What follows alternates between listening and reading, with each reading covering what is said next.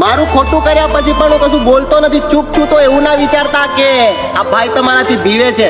અત્યારે હું કામમાં છું. જે દિવસ નવરો પડ્યો ને એ દિવસ બતાવી ભેણ ચોદો કે આ તમારો બાપ હજુ જીવે છે.